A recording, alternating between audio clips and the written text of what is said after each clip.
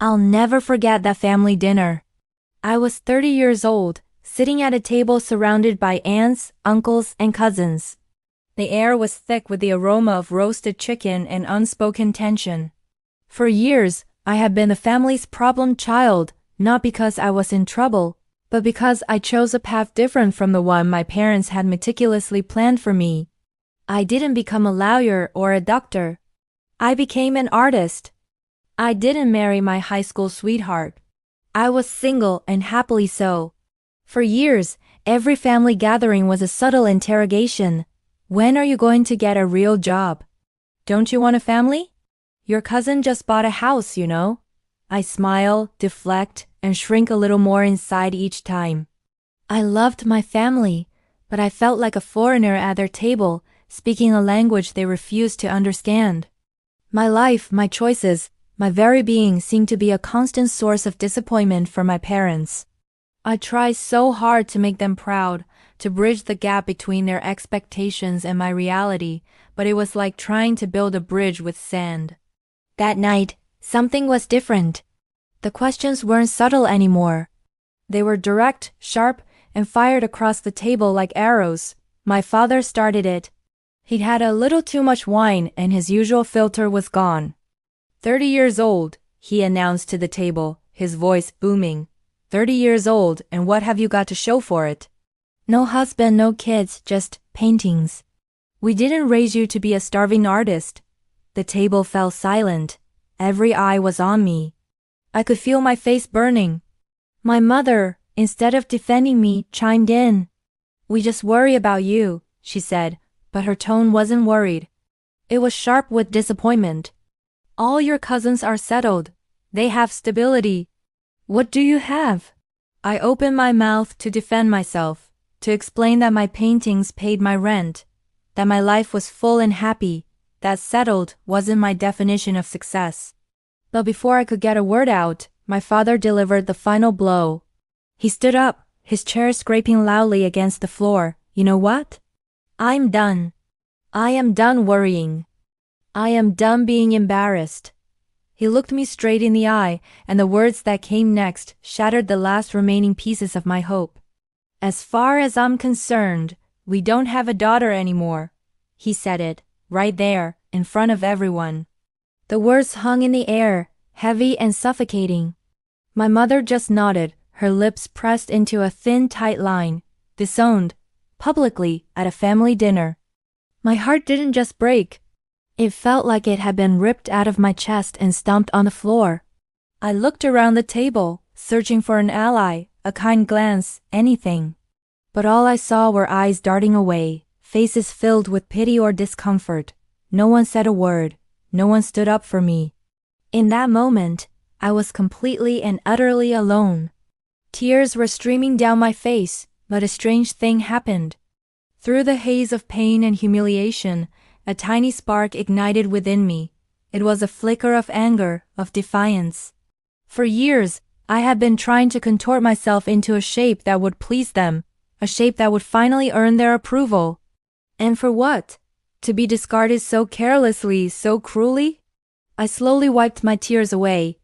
I looked at my father, then at my mother.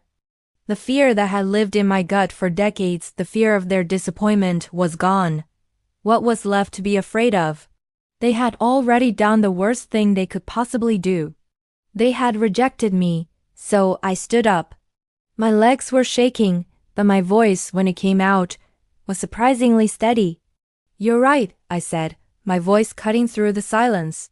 The entire table flinched. You don't have a daughter anymore. Not the one you wanted anyway. I looked at my parents not with hate, but with a sudden shocking clarity. The daughter you wanted was a ghost. An idea she was never me. And I am done trying to be her. I turned to my aunts and uncles. And for all of you who have sat by for years and watched them chip away at me, thank you for showing me what family isn't. I didn't yell, I didn't scream. My words were quiet, but they landed with the weight of all the years I had been silent. I picked up my purse. I didn't slam the door.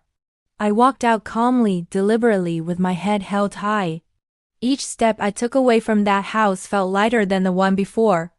The night air was cold, but it felt clean. It felt like the first breath of my new life. The days and weeks that followed were brutal. The grief was immense. It was a death. I was mourning the loss of my parents, the loss of the family I thought I had.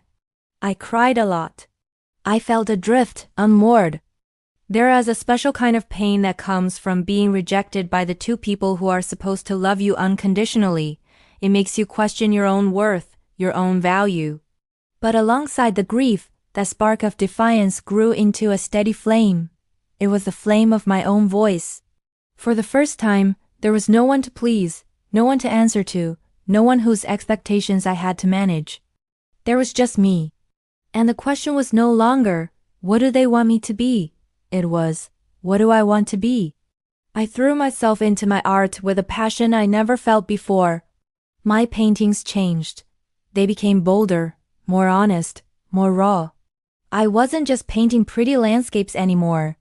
I was painting my pain, my anger, my confusion, and my hope. I was painting my story onto the canvas. And people responded. My art started selling more. I got into a prestigious gallery. I was no longer a starving artist. I was just an artist, and a successful one at that. I started building my own family. A chosen family. Friends who saw me, who celebrated me for who I was, not who they wanted me to be. Friends who would never stay silent if someone tried to tear me down. I learned that family isn't just about blood. It's about love, respect, and acceptance. It's about who shows up for you when the chips are down. It's been a few years since that dinner. I haven't spoken to my parents. I've heard through the grapevine that they sometimes mention me, that my father regrets his words. But I've learned that forgiveness isn't about letting them back into my life. It's about letting go of the hope that they will ever change. It's about accepting them for who they are and loving them from a safe distance. That night was the most painful night of my life, but it was also the most liberating. Being disowned was the moment I was finally set free. Free from the crushing weight of expectation, free from the fear of disapproval, free to finally, truly find and become myself. It was the end of my life as a daughter and the beginning of my life as me. And I wouldn't trade that freedom for anything. If you're out there and you feel like you don't fit in, even with your own family, please know you're not alone. Finding your own path can be scary, but your voice, your dreams, your truth, they are worth fighting for. Sometimes, the most painful endings are just the beginning of your real story. Thanks for listening to mine. Please subscribe for more stories.